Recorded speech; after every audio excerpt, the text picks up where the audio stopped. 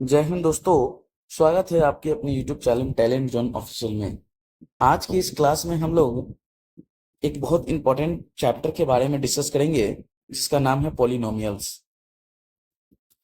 Polynomials और इसको हिंदी में बहुपद कहा जाता है। इसको हिंदी में क्या कहते हैं? बहुपद कहते हैं।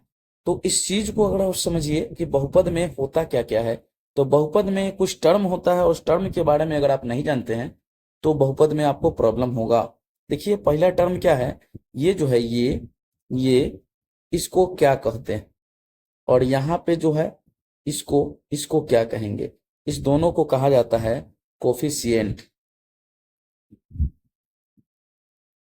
इस दोनों को क्या कहते हैं? कोफिशिएंट कहते हैं। उसके बाद कोफिशिएंट को क्या हिंदी में कहा जाता है? इसको हिंदी में कहते हैं पूर्णांक कहते हैं। ठीक है। उसके बाद देखिए ये वाला जो टर्म है, एक मिनट, ये वाला जो टर्म है और ये वाला जो टर्म है, इसको क्या कहते हैं? इसको वेरिएबल कहा जाता है। क्या कहते हैं? वेरिएबल। और वेरिएबल का मतलब होता है हिंदी इसको चर कहते हैं। क्या कहते हैं? चर कहते हैं। ठीक है। उसके बाद ये जो पावर आपको दिख रहा है, एक मिनट दिखा रहा हूं मैं, ये जो पावर आपको दिख रहा है इसको कहते हैं आपको, इसको कहते हैं एक्सपोनेंट। एक्सपोनेंट। एक्सपोनेंट का मतलब होता है पावर। एक्सपोनेंट का मतलब क्या होता है? पावर। इसको कहते हैं एक्सपोनेंट और एक्सपोनेंट का मतलब होता है पावर। ठीक है। उसके बाद देखिए ये जो है, देखिए ये वाला साइन और ये वाला साइन, ये दोनों जो है ये दोनों ऑपरेशन होता है, गणितीय ऑपरेशन। ऑपरेशन का मतलब होता है mathematics operation. Mathematics operation. Mathematics operation जो होता है वह होता है प्लस माइनस गुना और भाग। ठीक है। और ये प्लस माइनस जो है इसका ज्यादा रोल है, इसी से आपका क्या बनता है? टर्म बनता है। प्लस माइनस से ही आपका क्या बनता है? टर्म बनता है। उसके बाद देखिए एक नया चीज है आपका, यहाँ पे ध्यान दीजिए। एक नया चीज क्या है? एक नया चीज है यहाँ पे, ये जो है ये, इसको कहा जाता है, इसको कहते हैं कांस्टेंट। क्या कहते हैं? कांस्टेंट कहते हैं। ठीक है। अब देखिए कि होता क्या है बहुपद में। बहुपद जैसे कि नाम से स्पष्ट है, बहुपद जैसे कि नाम से ही पता है, बहुपद। बहुपद इसका मतलब, बहु का मतलब और पद का मतलब आपको टर्म होता है जी। पद का मतलब टर्म, यानी कि बहुत सारा पद होगा उसको हम क्या कहेंगे? बहुपद कहेंगे। ठीक है। तो पद का मतलब एक टॉपिक आ गया यहाँ पे, पद। और पद को टर्म कहते हैं, ध्यान दीजिएगा। टर्म से ही क्या बन जाता है? बन जाता है बहुपद बनता है, जिसको पॉलिनोमियल्स कहते हैं। और इसका इक्वेशन कैसे होता है तो वो भी सीखेंगे। पहले इसको समझिए कि बहुत टर्म का मतलब क्या होता है। अब देखिए ध्यान से, बहुत बहुपद का मतलब क्या होता है। मान लीजिए 2x+9 है, इसके बीच में क्या है? मैथमेटिक्स ऑपरेशन है। और ये जो दो टर्म है, ये दो टर्म, इसको क्या कहेंगे? तो इसको कहेंगे, बताइए 2x है तो 2 के साथ x है, x क्या है? वेरिएबल, तो 2x भी वेरिएबल होगा, ये वेरिएबल कहलाता है। और ये क्या कहलाता है? कांस्टेंट कहलाता है। यानी कि वेरिएबल और कांस्टेंट का जो खेल होता है वो किस में होता है? बहुपद में होता है। मान लीजिए दूसरा एग्जांपल देखिए, 3x² + 9x - 6। यहाँ पे ध्यान दीजिएगा, ये देखिए 3x², ये भी आपका क्या है? वेरिएबल है। ये भी आपका वेरिएबल है। और ये क्या है? आपका कांस्टेंट है। ये क्या है? कांस्टेंट है। और ये दोनों क्या है? ये दोनों है वेरिएबल। ठीक है। समझ में आ रहा है? उसके बाद ध्यान दीजिएगा, इसमें कुछ टर्म जो होता है जो कि बहुपद नहीं होता है। कौन सा टर्म होगा? बहुपद नहीं होगा। बहुपद नहीं होगा। कौन सा टर्म होगा जो बहुपद नहीं होगा? ये भी आपके क्वेश्चन में होता है, चेक करना होता है। ये निम्न में से कौन सा बहुपद नहीं है? बहुपद नहीं होगा उसके लिए आप याद रखिएगा कि पावर जो होगा, पावर निगेटिव नहीं होना चाहिए। निगेटिव नहीं होना चाहिए। पावर निगेटिव होगा, पावर निगेटिव होगा तो वो बहुपद नहीं होगा। ठीक है। उसके बाद देखिए, उसके बाद क्या होता है कि पावर जो है, पावर रूट में नहीं होना चाहिए, करनी में नहीं होना चाहिए। करनी, करनी में पावर होगा तो वो क्या होगा? बहुपद नहीं होगा। जैसे रूट में x दे दिया, इसके बाद दे दिया क्यूब रूट में x दे दिया, तो ऐसे टर्म को बहुपद नहीं कहेंगे। आगे देखिए, आगे देखिए कि हर में वेरिएबल वेरिएबल नहीं होना चाहिए। अगर हर में वेरिएबल होगा तो वह क्या नहीं होगा, बहुपद नहीं होगा। ध्यान दीजिएगा, जैसे में मान लीजिए x प्लस x, ये आपका बहुपद नहीं है। ठीक है, तो आपको पहचानना होगा कौन सा बहुपद है, कौन सा बहुपद नहीं है। ठीक है, बहुपद का मतलब होता है, पता ही है, बहुपद मतलब मेनी, मेनी और टर्म, मेनी टर्म जो होगा वो बहुपद कहलाएगा। ठीक है, इसका व्यापक रूप क्या होता है, बहुपद का व्यापक रूप होता है, व्यापक रूप होता है, व्यापक रूप होता है। तो व्यापक रूप बहुत सारा होता है। तो पहले तो आप रैखिक का अलग होता है, द्विघात का अलग होता है, त्रिघात का अलग होता है। ये चीज आप समझिए, रैखिक का अलग होगा। तो पहले आप समझिए कि बहुपद का व्यापक रूप कैसे होगा। तो सबसे पहले पढ़ेंगे, इसको पढ़ने से पहले आप पढ़िए बहुपद के प्रकार। क्या पढ़ेंगे, बहुपद के प्रकार आप पढ़ेंगे। उससे पहले आप चर और अचर समझ लीजिए। चर राशि किसको कहते हैं, चर राशि जिसको इंग्लिश में वेरिएबल कहते हैं, वेरिएबल यानी कि ABCD जो होता है, अल्फाबेट वाला जो होता है, वो सब वेरिएबल कहलाता है, जेड तक जो होगा। उसके बाद आपका अचर किसको कहते हैं, अचर जो होगा, अचर राशि जो होगा वह आपका गिनती वाला होता है, इसका फिक्स वैल्यू होता है जी। कांस्टेंट जिसको कहते हैं, इसका वैल्यू जो होता है वो फिक्स्ड होता है, और इसका वैल्यू फिक्स्ड नहीं होगा, फिक्स्ड नहीं होगा, फिक्स्ड नहीं होगा जी, नहीं होगा। इसीलिए इसको चर कहा जाता है, इसका वैल्यू फिक्स्ड नहीं होता। ठीक है, अचर राशि समझ में आया। अचर के बाद, अचर में कौन कौन होगा, तो अचर में होगा गिनती वाला संख्या, कितना होगा, -3, -2, 1, उसके बाद 2, 3, 4, उसी तरह आगे बढ़ेगा। इधर आपका निगेटिव की तरह इधर बढ़ेगा, इधर आपका पॉजिटिव की तरह बढ़ेगा। इधर आपका कहाँ तक बढ़ेगा, इधर आपका बढ़ेगा कहाँ तक, इधर निगेटिव से शुरू होके जाएगा पॉजिटिव तक। तो ये सब जो है वह क्या कहलाता है, क्या कहलाता है, कहलाता है आपका अचर कहलाता है। अब देखिए बीज गणित, ये जो चैप्टर है बीज गणित का चैप्टर है। अब इसको बीज गणित कैसे कहते हैं, तो देखिए बीज गणित जिसको अंग्रेजी में अलजेब्रा कहते हैं, ALGEBRA, इसको इंग्लिश में क्या कहते हैं, अलजेब्रा कहते हैं। मान लीजिए x + y = 7 है, तो x का वैल्यू क्या हो सकता है, y का वैल्यू क्या हो सकता है। तो मान लीजिए x का वैल्यू 1 कह सकते हैं, तो y का 6 होगा तो फिर भी 7 होगा। उसके बाद 2 कहेंगे, 5 कहेंगे, फिर भी 7 होगा। उसके बाद कहेंगे 3 + 4 कहेंगे, फिर भी आपका क्या होगा, 7 होगा। उसके बाद 4 + 3 कहेंगे, फिर भी 7 होगा। या फिर हम 8 और x का वैल्यू 8 और y का वैल्यू -1 लीजिएगा, फिर भी आपका क्या होगा, 7 होगा।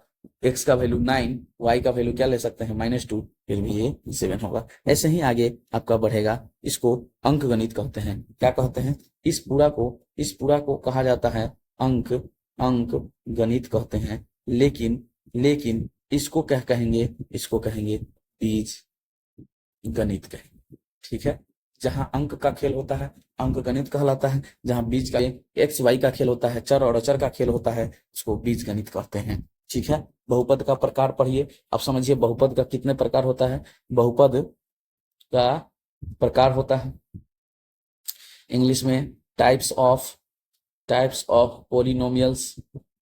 पॉलिनोमियल्स। ठीक है, बहुपद का प्रकार अलग अलग टाइप का होता है। सीखिए कौन कौन होता है। तो देखिए बहुपद का प्रकार ये होता है, पद के आधार पर इंग्लिश में अकॉर्डिंग टू टर्म। उसके बाद क्या होता है, पद के आधार पर, उसके बाद हाथ के आधार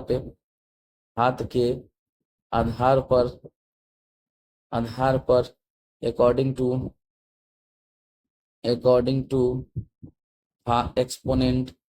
एक्सपोनेंट। घात के आधार पर बहुपद के अलग प्रकार होता है। इसके आधार पर बहुपद के प्रकार जो होगा वह 3 प्रकार का होता है। इसके आधार पे भी 3 प्रकार का नहीं, इसके आधार पे आपको 3 प्रकार पढ़ना है, होता है ज्यादा ही होता है, समझिए। तो पहला होगा एक पदी बहुपद, एक पदी बहुपद, बहुपद इसको इंग्लिश में कहते हैं मोनोमियल, मोनोमियल जिसमें एक पद हो, जैसे एग्जाम्पल समझिए, जिसमें एक पद हो 2x, एक पद है पूरा, फिर 8 रह जाए, फिर -9 रह जाए, 4y रह जाए, ये सब जो है कितने पद है, एक पद है, ठीक है। उसके बाद देखिए दूसरा होता है आपका, दूसरा होता है द्विपदी बहुपद, द्विपदी बहुपद, द्विपदी बहुपद, इसको ठीक से लिख दीजिए, द्विपदी बहुपद। और द्विपदी बहुपद को इंग्लिश में बायोनोमियल्स कहते हैं, बायोनोमियल्स, NOMIAL, बायोनोमियल्स। इसमें क्या होता है, दो दो पद होता है, देख लीजिए दो दो पद है। उसके बाद देख लीजिए दो दो पद है, e3x² - 9, कोई भी दो टर्म हो सकता है, ठीक है। उसके बाद और भी एग्जाम्पल हो सकता है 4x² + 5x, देखिए दो दो पद है, तो ये कौन सा हो गया, ये आपका एग्जाम्पल हो गया द्विपदी का। तीसरा होता है त्रिपदी, त्रिपदी बहुपद, त्रिपदी बहुपद, इसमें 3 पद होता है, इसको इंग्लिश में ट्राइनोमियल्स कहते हैं, ट्राइनोमियल। एग्जाम्पल सीख लीजिए, इसका एग्जाम्पल हो सकता है 4x² + 5x - 3, फिर उसके बाद अगला एग्जाम्पल 3x² + 9x - 8। तो देखिए 3 पद है, एक पद, दो पद, 3 पद, एक पद, दो पद, 3 पद, 3 पद है, 3 पद वाले को क्या कहेंगे, त्रिपदी बहुपद कहेंगे। चौथा होता है, चौथा समझ लीजिए, चौथा को कहेंगे हम बहुपद, ठीक है। तो इसको बहुपद कहिए या फिर रहने दीजिए, कोई दिक्कत नहीं है, 3 से अधिक पद होता है तो बहुपद कहलाता है, लिख देते हैं 4 नंबर में बहुपद। बहुपद जरूरी नहीं है कि 3 से अधिक होगा, जरूरी नहीं है, कोई दिक्कत नहीं है, यहीं तक पढ़िए त्रिपदी बहुपद। उसके बाद देखिए घात के आधार पर बहुपद के प्रकार, घात के आधार पर बहुपद के प्रकार 3 ही पढ़ना है, ठीक है। और उसके ज्यादा भी होता है, जनरली आपको 3 ही पढ़ना होता है। जैसे देखिए पहला नंबर कौन सा होगा, तो देख लीजिए, फिर से बता रहा हूँ, पहला पहला हो सकता है आपका 1 नंबर, देखिए कौन हो सकता है, घात के आधार पर रैखिक, रैखिक, रैखिक बहुपद बहुत इंपॉर्टेंट है, समझिए। रैखिक बहुपद, इसको इंग्लिश में लीनियर इक्वेशन कहते हैं, लीनियर, लीनियर पॉलिनोमियल्स कहेंगे, पॉलिनोमियल्स कहेंगे। रैखिक बहुपद हो गया, इसका मतलब होता है जिसके बहुपद का पावर 1 हो उसको रैखिक कहते हैं। जैसे देख लीजिए 2x + 3, इस पर पावर कितना है, मैक्सिमम पावर देखना है, जितना x होगा सबसे बड़ा वाला जो पावर होगा वही रैखिक 1 होगा, तो वह रैखिक कहलाएगा। यहाँ 2x + 3 है, उसके बाद आप 3 - 4x भी कह सकते हैं, x का पावर 1 है, उसी तरह आगे बढ़ेगा। दूसरा होगा द्विघात बहुपद, द्विघात बहुपद, द्विघात बहुपद को इंग्लिश में क्या कहेंगे, quadratic, quadratic polynomials, quadratic polynomials इसका एग्जांपल हो सकता है, समझिए। क्वाड्रेटिक पॉलिनोमियल्स का एग्जांपल हो सकता है, क्या हो सकता है बता दीजिए। क्वाड्रेटिक पॉलिनोमियल्स का एग्जांपल होता है आपका 2x² + 5x + 6। मान लीजिए मैक्सिमम पावर यहाँ भी x है, एक पावर है, 2 पावर है, मैक्सिमम वाला कितना है 2, तो 2 पावर वाला ज्यादातर मैक्सिमम पावर जो अगर 2 होगा तो वो कौन सा बहुपद कहलाएगा, बहुपद कहलाएगा, द्विघात बहुपद कहलाएगा। अगला देखिए, अगला देखिए त्रिघात बहुपद होता है, तीसरा नंबर त्रिघात बहुपद, त्रिघात बहुपद, इसको क्यूबिक पॉलिनोमियल्स कहते हैं, क्यूबिक पॉलिनोमियल्स कहेंगे, क्यूबिक पॉलिनोमियल्स कहेंगे। इसका एग्जांपल समझिए, मान लीजिए 3x² + 4x Q, sorry 3x² नहीं, 3x³ 3x³ 3x³ + 4x² + 6x - 5 - 3 कुछ भी कहिए। या फिर दूसरा एग्जांपल देखिए, दूसरा एग्जांपल यानी कि 2x³ - 8 = 0। देखिए जरूरी नहीं है कि इसमें कितना पद हो, पद से हमको मतलब नहीं है, टर्म से हमको मतलब नहीं है, हमको किससे मतलब है, हमको पावर से मतलब होता है, और इसमें आपको टर्म से मतलब होता है, इसमें आपको पावर से मतलब होता है, ठीक है। अगला समझिए क्या होता है, अगला एक टर्म है गुणांक। गुणांक पहले मैं बता चुका हूं, गुणांक क्या होता है, गुणांक को इंग्लिश में कोफिशिएंट कहते हैं, COEFFI, CENT कोफिशिएंट, इसका मतलब होता है चर के साथ जो अचर होता है, चर के साथ जो अचर होता है, चर के साथ साथ जो, जो अचर होता है, अचर होता है।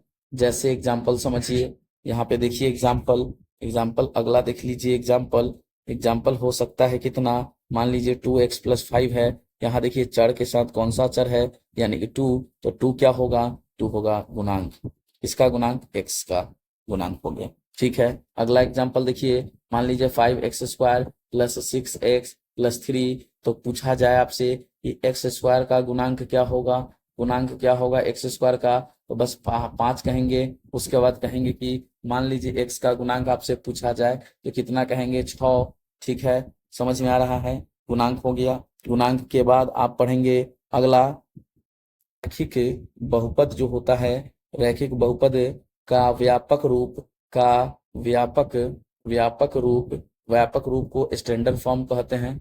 स्टैंडर्ड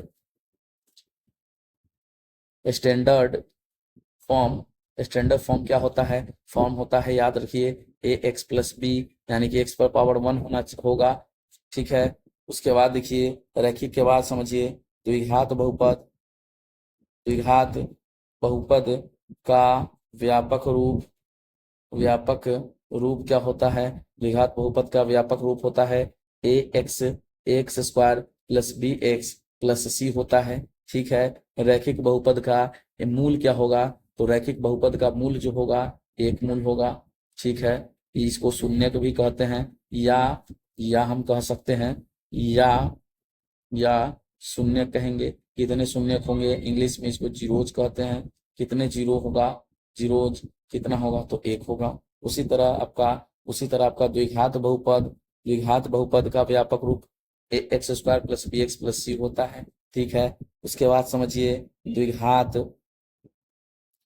बहुपद के 2 मूल होते हैं, 2 मूल, या फिर मूल कहिए या फिर शून्यक कहिए, शून्यक कहिए, इंग्लिश में क्या कहेंगे, जीरोज कहेंगे। 2 होते हैं, जिसको हम लोग एक को अल्फा दूसरा को बीटा कहते हैं। ठीक है, 2 तरीका होता है द्विघात समीकरण का, शून्यक निकालने का 2 तरीका होता है, शून्यक निकालने का 2 तरीका होता है। एक होता है आपका गुणनखंड विधि से, गुणनखंड विधि से, गुणनखंड विधि से, इसको फैक्टराइजेशन मेथड कहते हैं, फैक्टोराइजेशन, फैक्टराइजेशन मेथड कहते हैं। दूसरा होता है आपका फॉर्मूला मेथड, फॉर्मूला डी निकाल के अल्फा बीटा, यानी कि अल्फा निकालने का फॉर्मूला -b प्लस √d/2a होता है, और बीटा निकालने का फॉर्मूला होता है -b माइनस √d/2a होता है, वेयर b बराबर होता है b² माइनस 4ac। ठीक है, ये फॉर्मूला होता है द्विघात समीकरण का।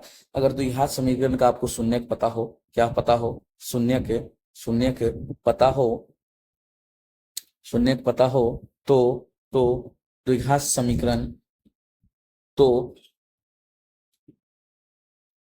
शून्यक पता हो तो द्विघात समीकरण निकालने का फॉर्मूला, द्विघात समीकरण या फिर द्विघात बहुपद कहिए, यह निकालने का फॉर्मूला होता है x² minus alpha plus beta into x plus alpha into beta equal to 0 होता है। ठीक है, उसके बाद कहिएगा अल्फा प्लस बीटा क्या है, क्लियर, अल्फा प्लस बीटा बराबर फॉर्मूला होता है -b/a, अल्फा इंटू बीटा क्या होता है c/a, और ये होता है संबंध। क्या अल्फा और बीटा को कहते हैं शून्यकों का संबंध, चाहे शून्यकों के बीच संबंध। अल्फा प्लस बीटा होता है द्विघात का। उसी तरह अगर आपसे कहा जाए त्रिघात का बताइए, त्रिघात, त्रिघात बहुपद का बात किया जाए, तो त्रिघात बहुपद का पहले तो त्रिघात बहुपद का बात किया जाए तो पहला होता है व्यापक रूप, व्यापक रूप त्रिघात बहुपद का क्या होगा, तो व्यापक रूप क्या होता है, अब देखिए व्यापक रूप होता है ax³ plus bx² plus cx plus d is equal to 0। ये होता है द्विघात समीकरण का व्यापक रूप। x³ के आगे वाले को a कहेंगे, x² के आगे गुणांक को b कहेंगे, cx के गुणांक को c कहेंगे, और अचर पद को क्या कहते हैं, d कहते हैं। याद रखिएगा जी, अचर पद को क्या कहते हैं, d कहा जाता है। ये होता है आपका द्विघात, त्रिघात का, त्रिघात, त्रिघात बहुपद का व्यापक रूप होता है। उसके बाद अगला आता है शून्य कितने होते हैं, तो शून्य होता है 3 गो। कौन कौन होता है, तो शून्य होता है 3। शून्य कितने होते हैं, शून्य होते हैं 3। कौन कौन, एक अल्फा कहलाता है, दूसरा बीटा कहलाता है और तीसरा गामा कहलाता है। ठीक है। उसके बाद देखिए शून्य अगर आपको पता है, शून्य का आपको पता है तो शून्य के संबंध, शून्यकों का संबंध क्या होता है, तो 3 शून्य है तो 3 संबंध भी होता है। कौन कौन होता है, एक होता है alpha plus beta plus gamma is equal to क्या होता है, माइनस बी बाई ए। दूसरा होता है alpha beta plus beta gamma plus gamma alpha बराबर क्या होता है, सी बाई ए होता है। लास्ट होता है alpha into beta into gamma, last क्या होता है, डी बाई ए होता है। तो ये होता है संबंध। अगर आपको क्या पता हो, द्विघात समीकरण का संबंध, शून्यकों का संबंध पता हो या फिर शून्यक पता हो, शून्यक या शून्यकों का संबंध पता हो, संबंध पता हो पता हो तो त्रिघात बहुपद कैसे निकलेगा, त्रिघात बहुपद का फॉर्मूला होता है, याद रखिएगा, x cube minus alpha plus beta plus gamma into x square minus alpha beta plus beta gamma plus gamma alpha into x, sorry E plus होता है minus alpha into beta into gamma होता है। ये होता है त्रिघात बहुपद का condition. इसका कंडीशन होता है त्रिघात बहुपद का कंडीशन होता है। ठीक है। उसके दोस्तों अब हम कुछ क्वेश्चन पे डिस्कस करते हैं। देखिए बहुपद से रिलेटेड कुछ क्वेश्चन है जो कि हर एक कंपटीशन एग्जाम में, जितना भी सरकारी एग्जाम है, जितना भी वनडे एग्जाम है, सारे एग्जाम में बहुपद से क्वेश्चन होते हैं। क्वेश्चन देखिए क्या कहता है, वह कौन सा बहुपद है जो रेखीय है। रेखीय को हम लोग रेखीय को रैखिक भी कहते हैं। रेखीय को क्या कहते हैं, रैखिक भी बहुपद कहते हैं। तो समझिए कि बहुपद होने के लिए, रैखिक बहुपद होने के लिए सबसे पहले वो क्या होना चाहिए, पहले बहुपद है कि नहीं है देख लीजिए। पावर बताइए, पावर निगेटिव पावर है किस में, करनी में, तो ये बहुपद नहीं होगा। देखिए उसके बाद देखिए डिवाइड में, यानी कि अंश के रूप में अगर कोई चर मान हो तो वह बहुपद नहीं होता है। इसमें देखिए, इसमें आप ये x प्लस 7x स्क्वायर है, x प्लस 7x स्क्वायर है, बहुपद है, लेकिन कौन सा बहुपद है, द्विघात है। हमको क्या चाहिए, रैखिक चाहिए, कैंसिल हो जाएगा, बस ये नंबर आपका सही होगा। x माइनस 5 जो है इस पर पावर 1 है, और एक पावर वाले को अभी जस्ट हम पढ़े हैं, एक पावर वाले को क्या कहते हैं, रैखिक बहुपद कहते हैं। नेक्स्ट क्वेश्चन देखिए, अब अगला क्वेश्चन क्या कहता है, कहता क्या है, 2p square plus 4p plus 2pq plus 4p plus 20 को प्राप्त करने के लिए इसमें कितना निकालना चाहिए, निकालना का मतलब घटाना चाहिए, इसमें से कितना घटाना चाहिए। देखिए इसमें से पूछ रहा है, इसमें से पूछ रहा है कि कितना कितना घटाना चाहिए, कितना घटाना चाहिए कि क्या आ जाए, तो आ जाए 2pq plus 4p square plus 20। अब ये देखिए ये आपको किसमें है, तो देख लीजिए, इसको रहने देते हैं, इसको उठा के इधर भेजते हैं, इसको इधर भेजते हैं तो बच जाता है, और ये वाट को कहाँ भेजते हैं, इधर भेजते हैं। तो बस क्या करना है, तो वाट को उधर भेजना है, तो लिख दीजिए 5p square minus 9p plus 5, और इस तीनों को उठा के लाएंगे, इसको तीनों पॉजिटिव है, तीनों आ जाएगा इधर तो नेगेटिव हो जाएगा, कितना हो जाएगा, माइनस 4p स्क्वायर हो जाएगा,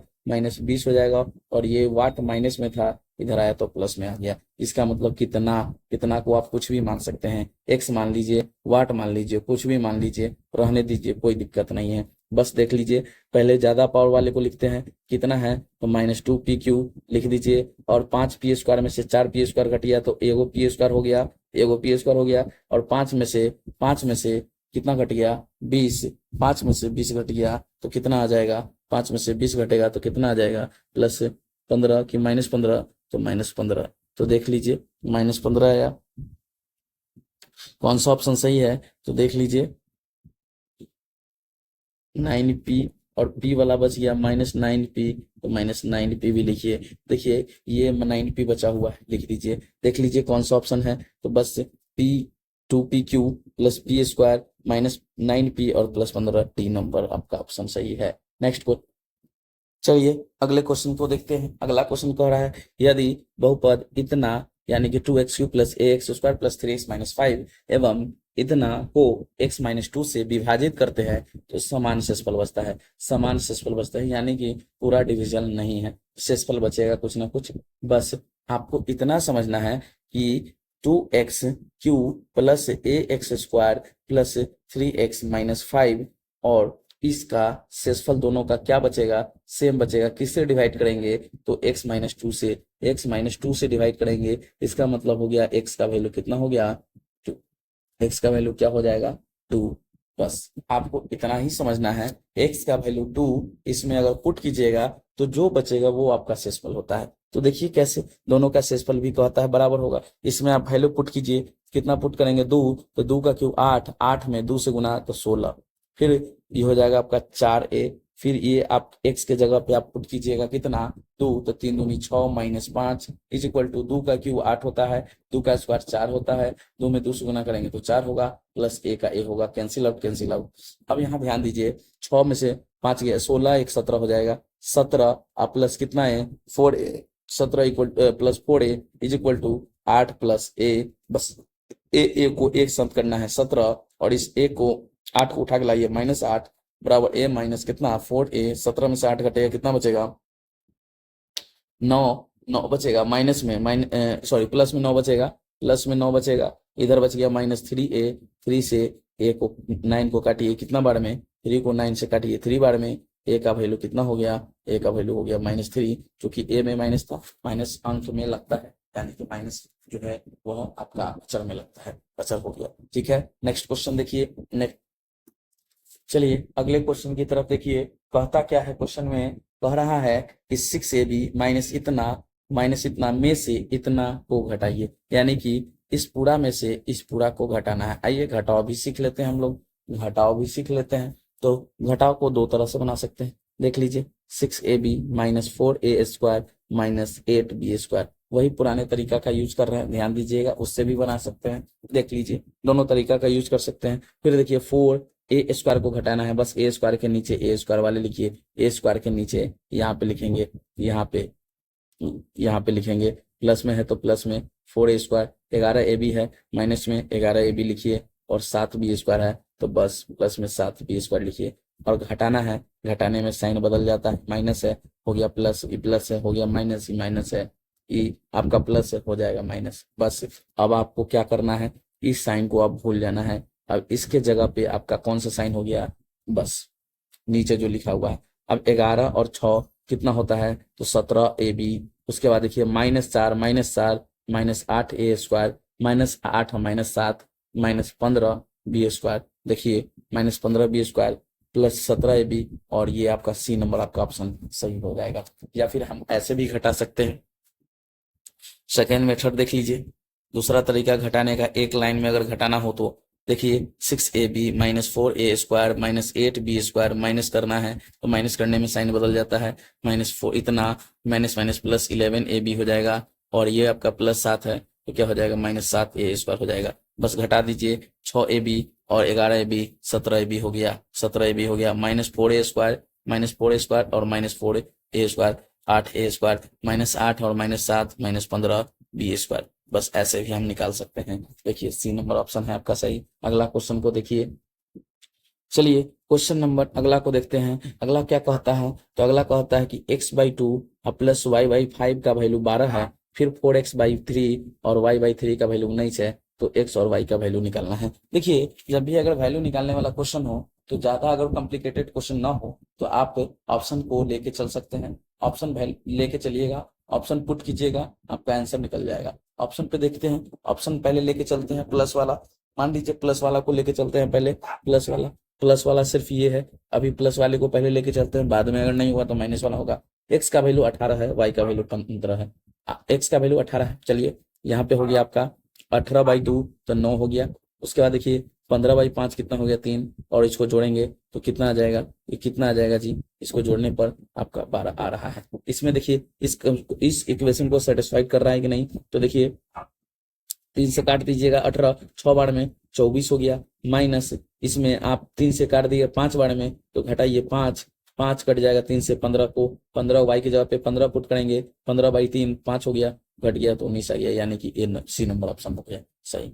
या फिर आपको अगर बनाना है तो देखिए बनाना कैसे है, सॉल्यूशन देखिए इसका कैसे बनाना है। समय बचाना है तो ऑप्शन पहले लेके चलेंगे। बनाने के लिए सबसे पहले आप क्या कीजिएगा, एलसीएम निकाल लीजिए, 5 और 2 का 10 एलसीएम हो जाएगा, 5x हो जाएगा, ये आपका 2y हो जाएगा, एलसीएम भिन्न का जोड़ होता है बराबर 12, बड़ा एलसीएम लीजिए और उसके बाद भिन्न का जोड़ कीजिए, 5x plus 2y equal to 12 में 10 से 120 हो गया, इक्वेशन 1 हो गया। आगे देखिए, इसको सॉल्व कीजिएगा, एलसीएम लीजिएगा, तो एलसीएम लीजिएगा तो सेम होगा, 4x माइनस वाई और 19 तिहाई कितना होता है, 57 हो जाता है, इक्वेशन हो गया 2। अब क्या करना है देख लीजिए, इसमें आपको 2 है y का कोफिशिएंट, इसमें आपका y का कोफिशिएंट 1 है, बस आपको क्या करना है, किसी एक को कोफिशिएंट को बराबर कर देना है, या तो x के कोफिशिएंट को बराबर कीजिए। बराबर करने के लिए अगर इसमें देख लीजिए, इसमें 2 है तो 2 से इसमें गुना कराएंगे, इसमें अगर 1 है तो 1 से इसमें गुना कराएंगे, या फिर रहने देंगे, कोई दिक्कत नहीं है। अब देखिए, गुना कराने के बाद क्या होता है, 5x हो जाता है प्लस 2y इक्वल टू 120 हो गया, इसमें 2 से गुना कराइएगा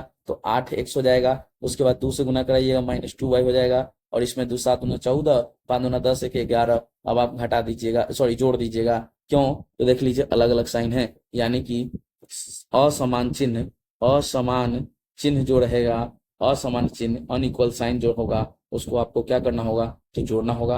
अगर समान चिन्ह होगा तो आपको क्या करना होगा, घटाना होगा। देख लीजिए यहाँ पे अलग अलग साइन है, जोड़ देंगे तो खत्म हो जाएगा, 8 और 5 हो गया 13, 13x, और इसको जोड़ेंगे तो 4 3 2, 13 के पहाड़ा से काटना है कितना, 13 के पहाड़ा से काटना है तो ई आपका 18 बार में कट गया। बस आप x का वैल्यू कोई भी इक्वेशन में रखिए, या तो x में रखिए, इक्वेशन 1 में रखिए, या फिर इक्वेशन 2 में रखिएगा, तो x का जैसे 8 आया है, 18 आया है सॉरी, y का आ जाएगा 15। ठीक है, तो इतना करना भी नहीं है, आपको ऑप्शन के लेके चलना है। ये आपका हो गया सॉल्यूशन निकालने का, बस हमको ऑप्शन टिक आउट करना है। जितना कम समय में हम ऑप्शन टिक आउट कर देते हैं, ऑप्शन सही चूज कर लेते हैं, उतना हमारे लिए फायदा होगा। इसलिए आप सबसे पहले क्या करेंगे, ये ऑप्शन ट्राई करेंगे। ठीक है, अगला क्वेश्चन देखिए, चलिए अगला क्वेश्चन पे फोकस कीजिए। कहता है कि निम्न में से कौन सा बहुपद नहीं है। बस नहीं का कंडीशन मैं ऊपर बताया हूँ, नहीं का कंडीशन देखिए, बहुपद नहीं होगा। देखिए बहुपद नहीं होने का क्या कंडीशन है, तो देख लीजिए, पावर निगेटिव नहीं होना चाहिए, करनी में पावर नहीं होना चाहिए, हर में वेरिएबल नहीं होना चाहिए। बस इस 3 कंडीशन को अगर आप याद रखिएगा तो देखिए क्वेश्चन को आसानी से कैसे बनाया जाएगा। तो देखिए, ये आपका तो बहुपद है, पावर पॉजिटिव है, ठीक है, ये आपका बहुपद है, तो ये तो ऑप्शन नहीं होगा, हमको बहुपद नहीं चुनना है। ये देखिए, ये सब पावर जो है पॉजिटिव है, ये भी बहुपद होगा, इसको इस बहुपद होगा, हमसे पूछ रहा है, बहुपद नहीं होगा।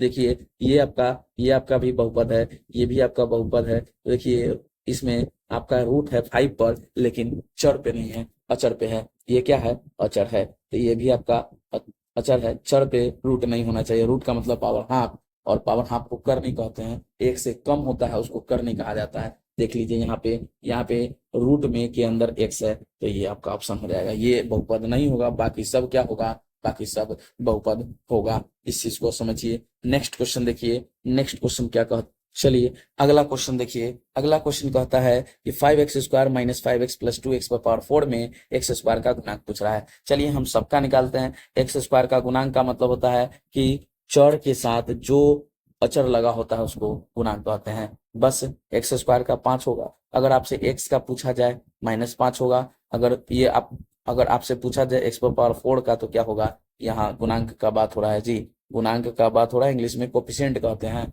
देख लीजिए, एक्स स्क्वायर का पूछ रहा है, बताइए एक्स स्क्वायर का कितना होगा, तो 5 होगा। ठीक है, नेक्स्ट क्वेश्चन देखिए। चलिए अगला क्वेश्चन पे फोकस कीजिए। अगला कहता है कि x³ -5 प्लस 2x स्क्वायर की घात क्या होगा। घात को इंग्लिश में डिग्री कहते हैं। क्या कहते हैं, डिग्री कहते हैं। बस डिग्री का मतलब समझिए, अधिकतम घात। डिग्री का मतलब होता है डिग्री का मतलब होता है घात, और घात का मतलब होता है अधिकतम पावर। पूरा इक्वेशन में अधिकतम पावर आपको ढूंढना है। अधिकतम घात कहिए, या फिर पावर कहिए, या फिर क्या कहिए, एक्सपोनेंट कहिए, यानी कि सबसे ज्यादा जो पावर होगा वो उसका घात कहलाएगा। देख लीजिए, यहाँ 3 पावर है, यहाँ 1 पावर है, यहाँ 2 पावर है, और यहाँ पे घात उसी का देखना है, पावर उसी का देखना है। तो पावर किसका, तो याद रखिएगा, वेरिएबल का देखना है जी। किसका देखना है, वेरिएबल, यानी कि चर का पावर देखना है। चर का अधिकतम पावर यहाँ देख लीजिए, यहाँ 2 है और यहाँ 3 है। बस ज्यादा वाला जो होगा वो आपका आंसर होगा। ठीक है, आज का लास्ट क्वेश्चन देखिए क्या कहता है अगला क्वेश्चन। चलिए आज का लास्ट क्वेश्चन देखिए, कहता है कि बहुपद 5x+2 का शून्यक क्या होगा। शून्यक को जीरोज कहते हैं या फिर इसको मूल भी कहते हैं। तो बस शून्य का मतलब जैसा कि नाम से ही स्पष्ट है, क्या x का वैल्यू रखा जाए जो इस पूरा को क्या कर दे, इस पूरा को शून्य कर दे। बस आपका खत्म हो गया खेल। 5x+2 इज इक्वल टू 0 लेके चलिए, तो 5x इक्वल टू क्या हो जाएगा -2, x इज इक्वल टू क्या हो जाएगा -2/5। बस x यानी कि इस पूरा का शून्य क्या हो जाएगा -2/5, यानी कि option number A. Option number A यानी कि x के जगह पे देख लीजिए 5x+2 है, x के जगह पे आप -2/5 को रखिएगा तो ये शून्य हो जाएगा जी। शून्य का मतलब होता है जीरो, जीरो हो गया, इसी को शून्य कहते हैं, इसको मूल कहते हैं, इंग्लिश में जीरोज भी कहते हैं। इस चीज को आप याद रखिए।